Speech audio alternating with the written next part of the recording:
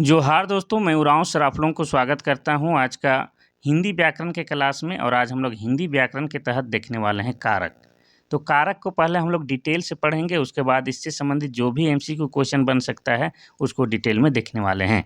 और यही जो तरीका है आपका क्या है, पढ़ने का सबसे बेस्ट तरीका होता है कि पहले डिटेल में समझ लीजिए, फिर उसके बाद उससे संबंधित जो भी एमसीक्यू क्वेश्चन बनता है उसको आप लोग सॉल्व कीजिए।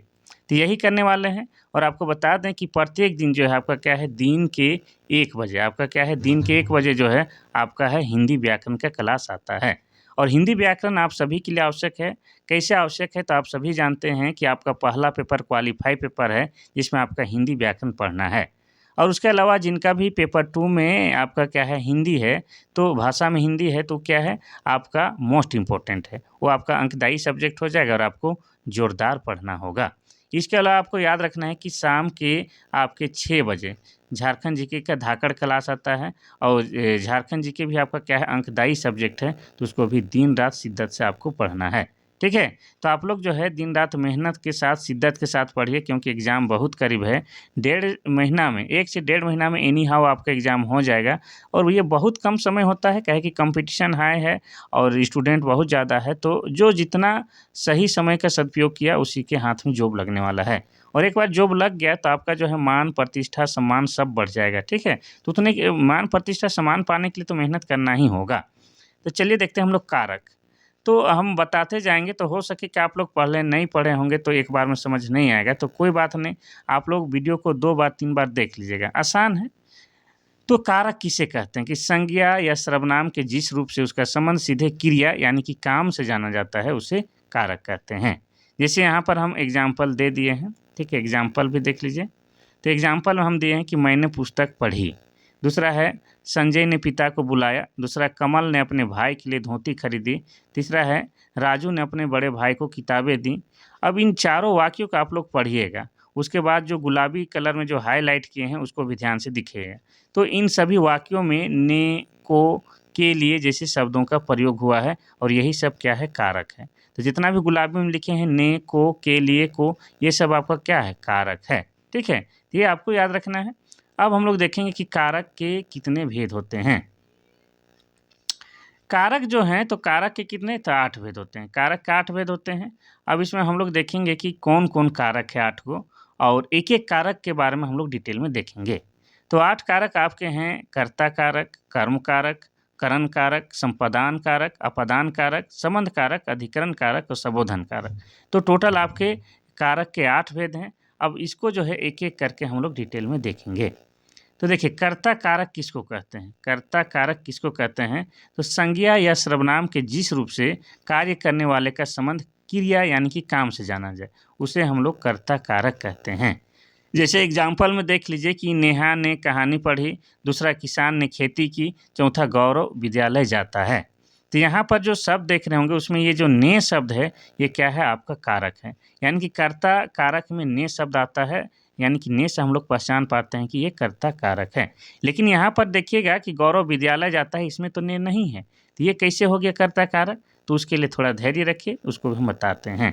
ठीक है, तो यहाँ पर आप लोग देखिए कि ये जो है आपका क्या है, नेहा है, किसान और गौरव द्वारा क्रिया करने वाले का बोध हो रहा है। तो ये क्रिया करने वाले का बोध होता है तो उसको क्या कहते हैं हम लोग, कर्ता कारक कहते हैं। अब यहाँ पर देखिए कि कर्ता कारक का विभक्ति चिन्ह यानी कि पहचानने वाला चिन्ह क्या है आपका ने है। लेकिन कभी कभी होता क्या है कि इसका प्रयोग नहीं होता है, जैसे गौरव विद्यालय जाता है, इसमें नहीं है, लेकिन इसको देख के हम लोग पहचानना है। ठीक है, गौरव विद्यालय जाता है, गौरव आम खाता है, रोहन गाड़ी चलाता है, इस टाइप का शब्द देखेंगे तो वो भी आपका क्या है कर्ता कारक के अंतर्गत आ जाएगा। ठीक है, चलिए आगे बढ़ते हैं हम लोग कोई दूसरा भेद की ओर। दूसरा क्या कहता है कि कर्म कारक किसको कहते हैं, वाक्य में कर्ता द्वारा किए गए कार्य का फल जिस पर पड़ता है, कर्ता द्वारा जो काम किया जाता है उसका फल जिस पर पड़ता है उसे कर्म कारक कहते हैं। जैसे देखिए सीता ने बकरी को घास खिलाई, दूसरा माता जी ने बच्चों को पढ़ाया। तो यहाँ पर आप देखिएगा कि बकरी को, बच्चों को, शब्दों पर क्या है क्रिया का फल पड़ रहा है, तो ये क्या कहलाएगा आपका कर्म कारक कहलाएगा। और कर्म कारक को हम लोग कैसे पहचानेंगे, तो को देख के, को देख के हम लोग पहचानेंगे कि यह कर्म कारक है। ठीक है, यानी हम लोग कह सकते हैं क्या कि कर्म कारक का विभक्ति चिन्ह क्या है, को है। को देखेंगे तो समझ जाएंगे ये आपका कर्म कारक है। तीसरा कहता है करण कारक किसे कहते हैं? कर्ता जिसकी सहायता से कार्य संपन्न करता है उसे करण कारक कहते हैं। यहाँ पर भी दो एग्जाम्पल है, पढ़िए। माता जी ने चाकू से सब्जी काटी। दूसरा है अनिल ने डंडे से सांप को मारा। तो यहाँ हम लोग क्या बोले कि जिसकी सहायता से काम हो रहा है, तो यहाँ चाकू की सहायता से, यहाँ डंडे की सहायता से काम हो रहा है।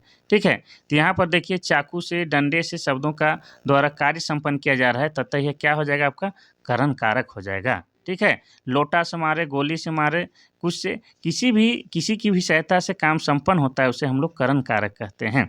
अब करण कारक को कैसे पहचानेंगे? तो ये से क्या हो जाएगा, से को देख के हम लोग जान जाएंगे कि ये करण कारक है। यानी कि करण कारक का विभक्ति चिन्ह आपका क्या हो जाएगा, से हो जाएगा। ठीक है, कोई दिक्कत नहीं। से देख के हम लोग जान जाएंगे कि ये करण कारक है। दूसरा है संपादन कारक। संपादन कारक किसे कहते हैं?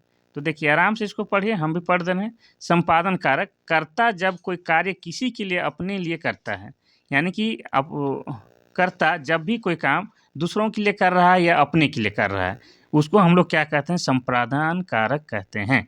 यानी कि कर्ता कुछ भी काम कर रहा है या तो अपने लिए कर रहा है या दूसरे के लिए, लेकिन कुछ काम कर रहा है तो क्या कहलाएगा, संपादन कारक कहलाएगा। जैसे गरीबों के लिए कंबल दे दो। ठीक है, दूसरा हम भी देश के लिए प्राण दे सकते हैं। तो यहाँ पर जो है आप लोग देखिएगा कि के लिए शब्द है, यहाँ भी के लिए है। तो के लिए को देख के आपको पहचानना है कि ये क्या है, आपका संप्रदान कारक है। के लिए मतलब ये संप्रदान कारक है। तो यहाँ पर देखिएगा उपयुक्त वाक्य में गरीबों के लिए, देश के लिए क्रिया संपन्न हो रही, अतः यह क्या है, आपका संप्रदान कारक है। और संप्रदान कारक का विभक्ति चिन्ह अर्थात पहचानने वाला चिन्ह क्या है, तो के लिए देखेंगे और हम लोग चिन्ह जाएंगे कि ये क्या है, आपका संप्रदान कारक है। अब पांचवा भेद देखते हैं। पांचवा भेद क्या कह रहा है कि अपादान कारक किसे कहते हैं? तो जिस कारक में दो वस्तुओं या व्यक्तियों के अलग होने का बोध हो उसे अपादान कारक कहते हैं। दो गो वस्तु अलग हो रहा है या व्यक्ति अलग हो रहा है, या व्यक्ति वस्तु से अलग हो रहा है लेकिन अलग हो रहा है एक दूसरे से, उसको हम लोग अपादान कारक कहते हैं। जैसे एग्जाम्पल में दो गो लिखते हैं कि पत्ते पेड़ से गिर गए, दूसरा बच्चा साइकिल से उतर गया। तो यहाँ पर पेड़ से पत्ता अलग हो रहा है, यहाँ पर साइकिल से बच्चा अलग हो रहा है। तो यहाँ भी आपका क्या है, से देखने को मिल रहा है, से। लेकिन से यहाँ पर जो है आपका अलग होने का, इससे पहले हम लोग से देखे करण कारक में, लेकिन उसमें साथ होने का बात हो रहा था। लेकिन यहाँ पर जो है अपादान कारक में से ही है लेकिन अलग होने का पहचान है। ठीक है, तो अलग होने वाला से अपादान कारक हो जाएगा, लेकिन साथ होने वाला से जो हो जाएगा आपका करण कारक हो जाएगा। ठीक है, दोनों में से है लेकिन एगो अलग होने वाला और एगो साथ होने वाला। ध्यान देखिए उपयुक्त वाक्य में पेड़ से, साइकिल से अलग होने का भाव व्यक्त हो रहा है, तो ये क्या हो जाएगा, आपका अपादान कारक है। और अपादान कारक का विभक्ति चिन्ह यानी कि हमको पहचानने वाला चिन्ह कौन हो जाएगा, से। लेकिन से क्या है, अलग होने का भाव पैदा करना चाहिए। ठीक है, तो ये हो गया आपको। लेकिन कभी कभी क्या होता है कि आपको जो है से दिखाई नहीं देगा, फिर भी अपादान कारक रहेगा, तो कैसे पहचानेंगे?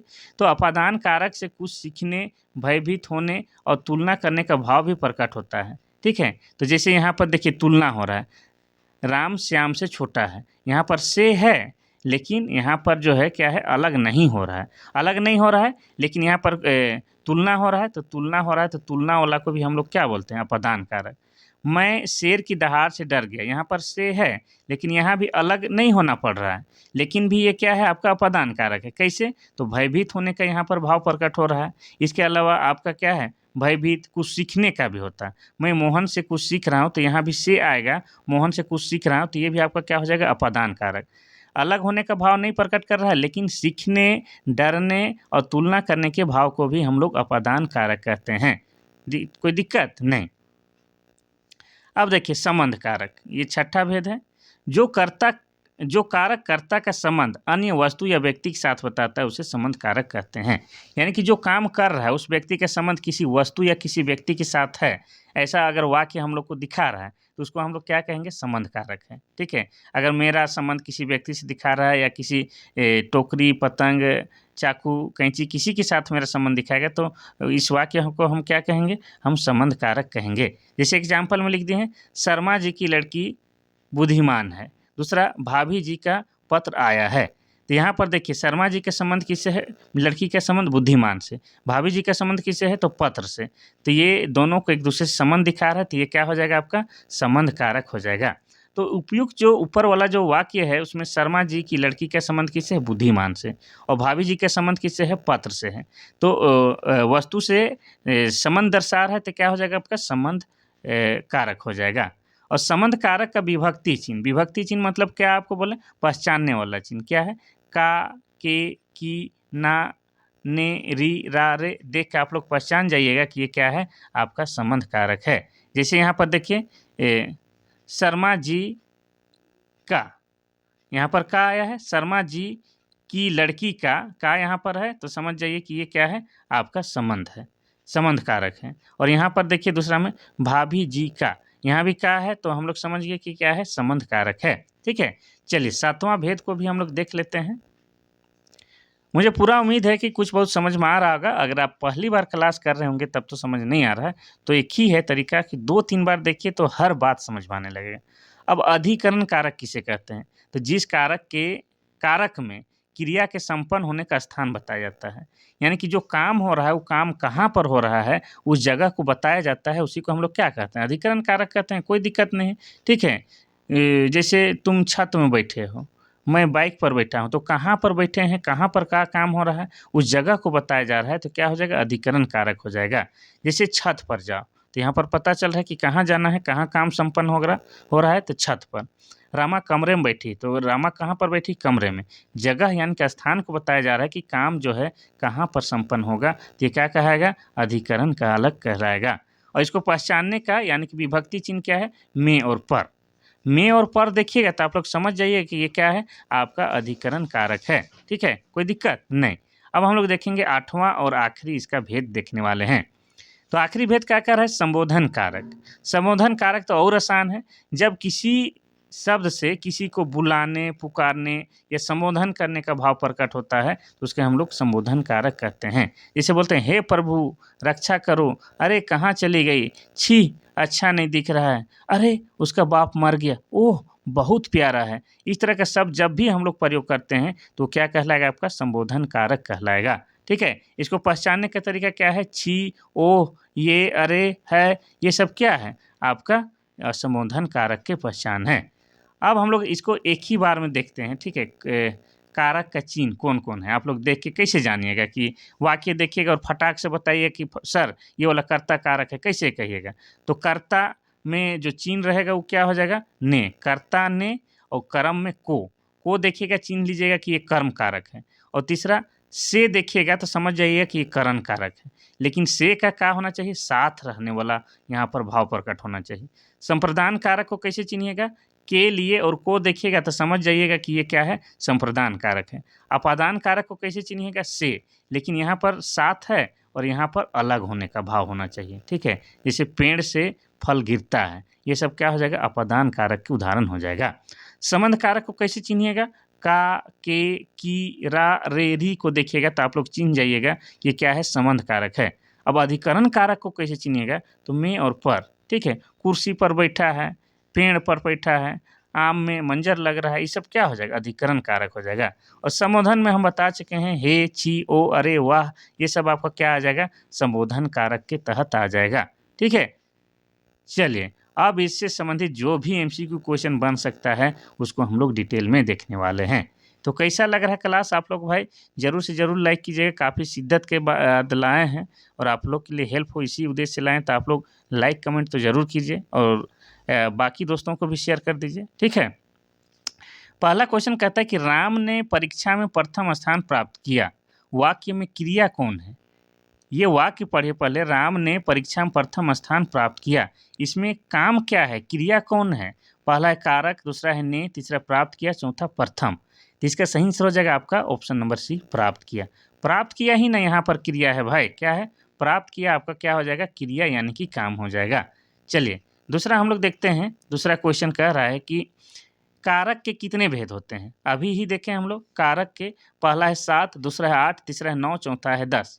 तो कारक के जो है 8 भेद होते हैं। कौन कौन? कर्ता कारक, कर्म कारक, करण कारक, संप्रदान कारक, अपदान कारक, संबंध कारक, अधिकरण कारक और संबोधन कारक।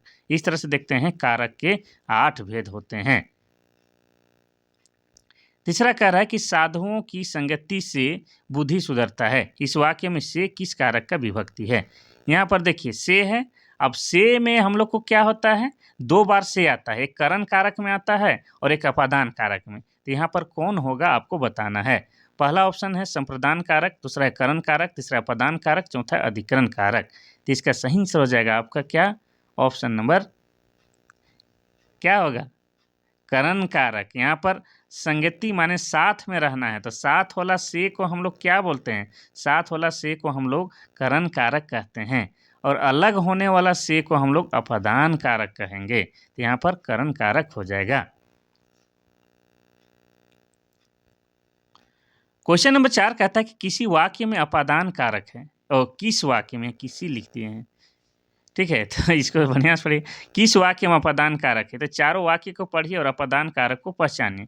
पहला है राम ने रावण को तीर से मारा, दूसरा है मोहन से अब सहा नहीं जाता, तीसरा हिमालय से गंगा निकलती है, चौथा है चाकू से फल काटो। तो अपादान कारक मतलब क्या होगा? से होगा, लेकिन से भी किस में? तो अलग होने वाला भाव में। तो हो जाएगा ऑप्शन नंबर सी, हिमालय से गंगा निकलती है।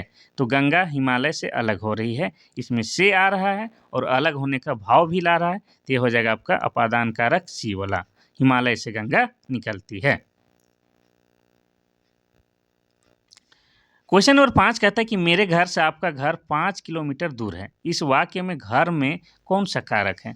पहला है कर्म कारक, दूसरा है संबंध कारक, तीसरा है अपादान कारक, चौथा है संबोधन कारक। तो इसका सही आंसर हो जाएगा आपका ऑप्शन नंबर सी, अपादान कारक। यहाँ भी से है और यहाँ पर क्या है? घर से दूरी, यहाँ भी निकल रहा है वाला भाव आ रहा है, तो हो जाएगा आपका क्या? अपादान कारक हो जाएगा। क्या हो जाएगा? अपादान कारक।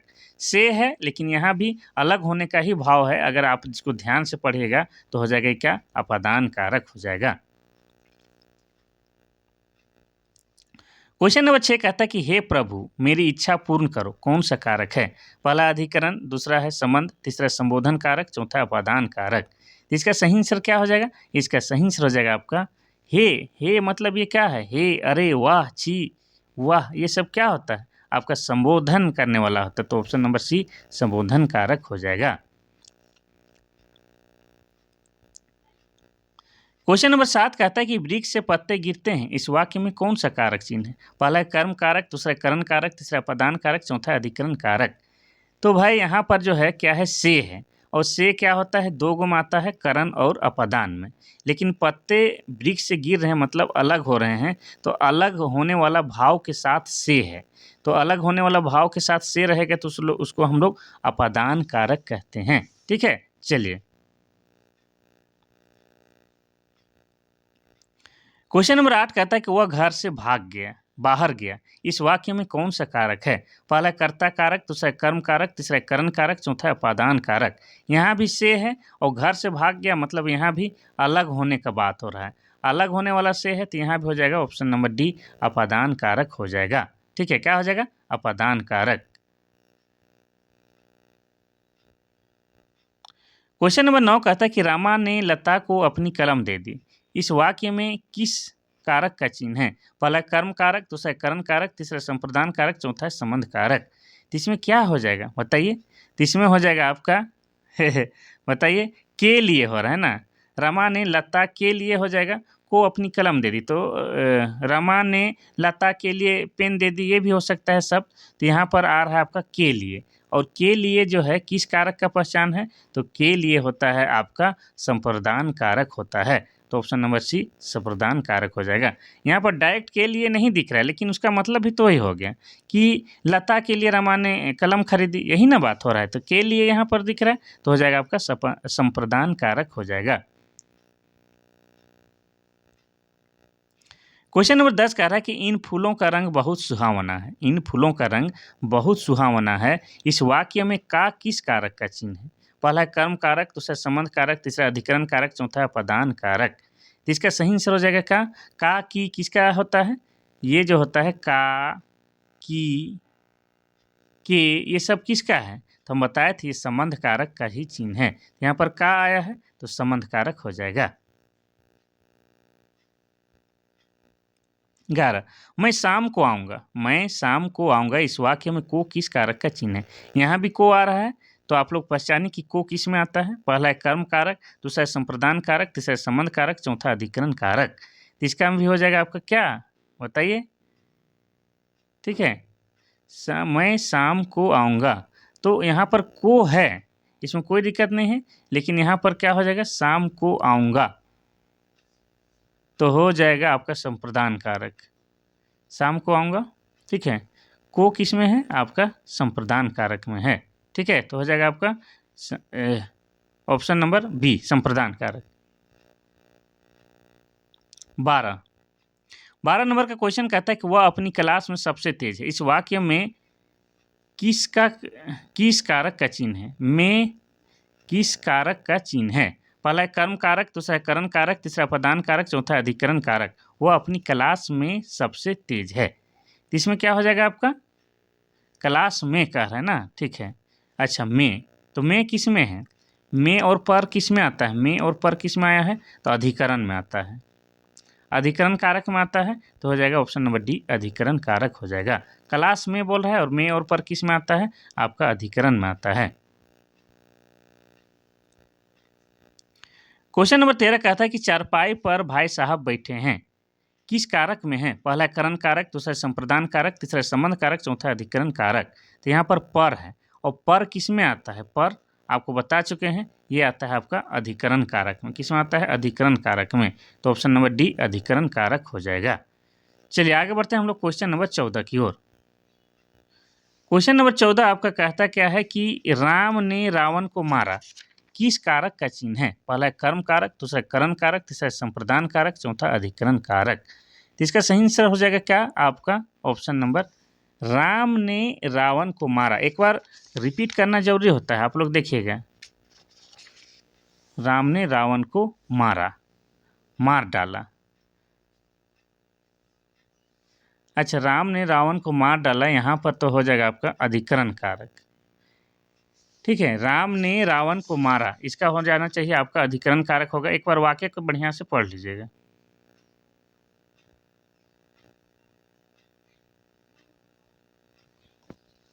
कहाँ चला गया क्लास, एक सेकेंड रुकिएगा, गड़बड़ हो जाता है, कोई दिक्कत नहीं है, संघर्ष तो आते ही रहेंगे। देखिए यहाँ पर राम ने रावण को मारा तो ने कर्ता ने, तो यहाँ पर तो कर्ता दिया ही नहीं है, तो हो जाएगा आपका क्या ऑप्शन नंबर गलत है। यहाँ पर हम लोग लिखेंगे कर्ता कारक हो जाएगा। राम ने रावण को मारा तो यहाँ पर ने हो रहा है, क्या हो जाएगा आपका कर्ता कारक के तहत आ जाएगा। ठीक है, थोड़ा सा सिस्टम गड़बड़ा गया था, कोई दिक्कत नहीं। अभी और 4-5 क्वेश्चन है। क्वेश्चन नंबर 15 बोलता है कि गंगा हिमालय से निकलती है, इस वाक्य में कौन सा कारक है। पहला है संबंध कारक, दूसरा अधिकरण कारक, तीसरा है आपादान कारक, चौथा है संप्रदान कारक। गंगा हिमालय से निकलती है, इस वाक्य में कौन सा कारक है। तो इसका सही आंसर हो जाएगा आपका ऑप्शन नंबर सी अपादान कारक।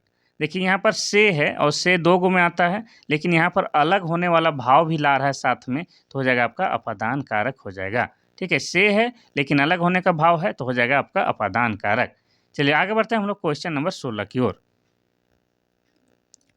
क्वेश्चन नंबर 16 कहता है कि भूखे को भोजन दे दो, इस वाक्य में कौन सा कारक है। पहला है कर्म कारक, दूसरा है करण कारक, तीसरा है संप्रदान कारक, चौथा है अपादान कारक। भूखे को भोजन दे दो, ये हो जाएगा आपका ऑप्शन नंबर सी संप्रदान कारक हो जाएगा। अब संप्रदान कारक क्यों होगा, तो आप सभी जानते हैं कि संप्रदान कारक में क्या होता है।